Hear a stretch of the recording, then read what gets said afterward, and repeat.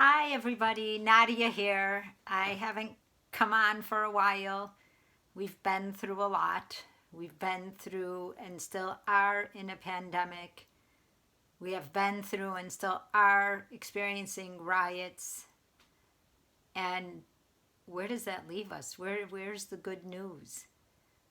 Where's the stuff we can do to help ourselves deal with everything that's coming from the outside in on top of everything we feel from the inside out? How do we even begin to wrap our minds around the reality that we live in? Because we are in chaos. There's no stone right now left unturned. The biggest reason why I wanted to come on today was that in 2007, I published a book called Origins of Truth. At the time, in 2002, when I turned 40, I saw Christ. I've said that in other videos, and I kind of downplay what actually happened in terms of what that even means to you or to your life. And why did I see him is another question. Why did I see him? Well, apparently God has our back, because the book I wrote, Origins of Truth, at the time, I believed I understood. I did not advertise the book initially. I said to myself, if I really saw him, and if what he said to me was true, then the book will find its audience. And initially, I didn't advertise it. I just let it go out into the world. And I sold the run of books that I had.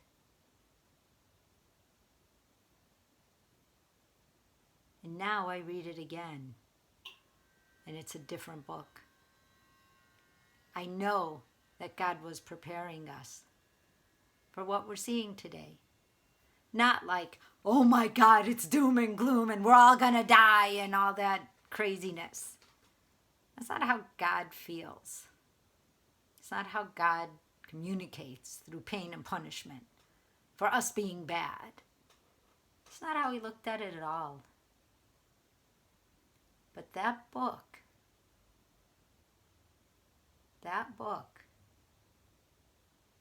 talked about not leaving any stone left unturned. Talked about us being so diluted that nobody is accounting for anything they do, even if we saw them, even if we heard them. There's a way to reframe it, rename it, tell us we didn't see what we saw or hear what we heard. And here we are. But I didn't see Christ yesterday for today.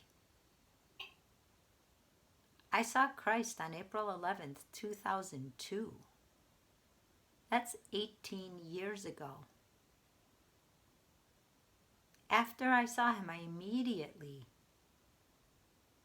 started writing things I didn't understand or thought I understood, but I guess I only understood them as far as I can understand. But our lives have changed.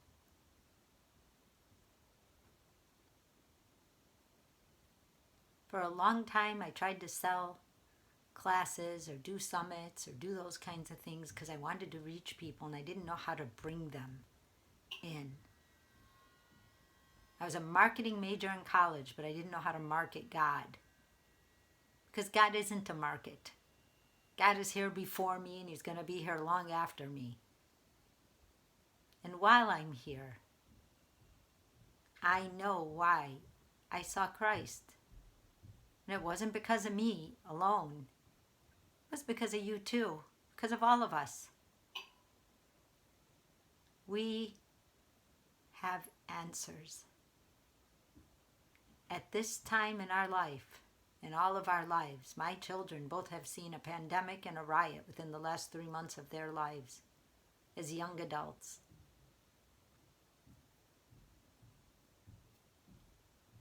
What I can leave behind, what I can give you, what I can share with you is how God is looking at us and looking at each one of our lives in this crazy world that we're in. He talked a lot about lack of ownership, truth, love, and purity. And truth, love, and purity not being what's running any of our lives. And because of that, we're dealing with the lack of truth, love, and purity all the way down the pike from the top to the bottom. We don't know who to trust. We don't know who to believe. We don't know what's true. People are fact-checking everybody. Everyone's been marginalized, from our celebrities to our politicians. We found out that it's the people that keep being talked about. Who are these the people that everyone else is above? The people. They are the people too. We are all the people to God. Everyone has a job. Everyone has a challenge.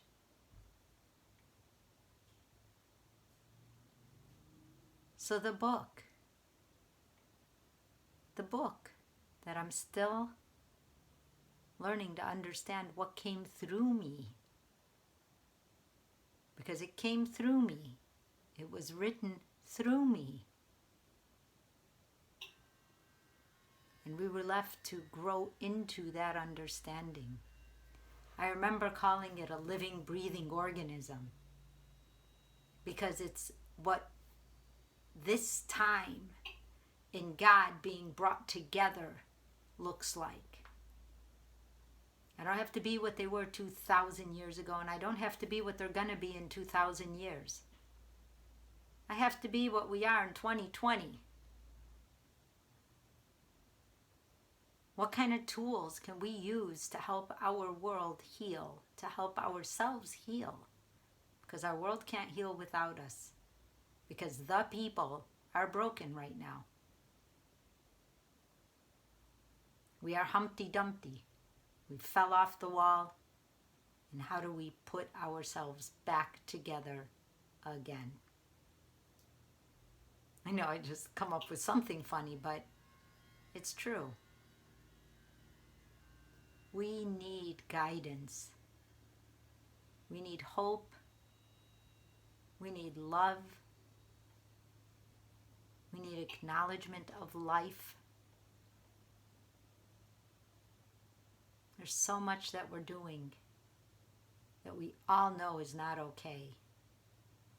Yet we're settling for crumbs when it comes to life. We are so much bigger than breaking windows to stores of products because somebody was killed wrongly and one has nothing to do with the other, but it looks like it on the outside. We are so much bigger than making foods that hurt all of us and then feed us in the assembly line to medications to cover the foods that we're eating that are hurting us. And we're too tired to fight ourselves, let alone for what's right or wrong or good or bad.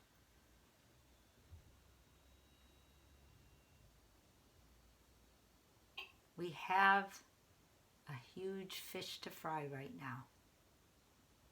We have to take ownership of ourselves so that we can be strong enough to take ownership of what's going on around us. If there's anything I could ask of you today, is to take a moment and think about what you can do to contribute, even if it is just being kind yourself. Kindness propels, it goes a long way. But I need you to be kind to you.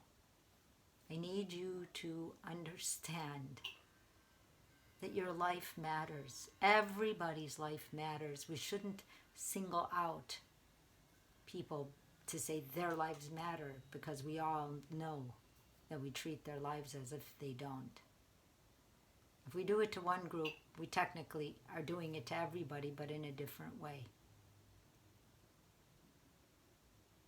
We did not make ourselves different. God made us different. Like Christ kept telling me, help is on the way. And that help starts with us, how we feel, what we do, why we do it, what we accept, and what we don't accept. There are coming days where we're not 1,000 steps away from a law that's being passed. Our leaders are being called to represent the cities that they represent, as opposed to being part of a bigger picture that all of us feel like we can never reach.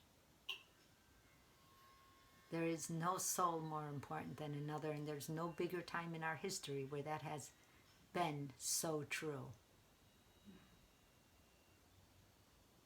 I know God has a plan. I know we are not left behind. I know this feels isolating and can feel very, very distant from anything we've ever known.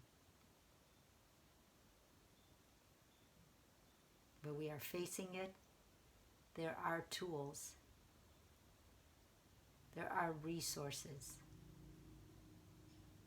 And we have each other. Not to be understated, but every one of us in our own little circles know who each other is. And we can start there. Help the ones that need help. Get help if we need it. And be honest. Just be honest. If somebody lies, don't try to tell them you know they lied. Just live in your truth so that they can see an example of living in our truth. Because those examples are so hard to find right now. Give yourself a chance in a world where it feels like all the chances are gone. They're not gone, but they are going to be different. So just take a breath and know that you're doing your best already by being aware that this is even going on. Not being under it, but being able to grow over it. Take care of yourself as best you can. Eat, exercise, speak with heart. Do all those things well, because that's all you can control. Work hard at the things you love. That's the only way we can teach, is by doing. Talk has become so cheap that unless we need the fight, unless we're so angry we need to argue about it, we don't need it at all. I will see you again. God bless you. Take care. Make each day the best day that you can. And I will see you soon. Bye-bye.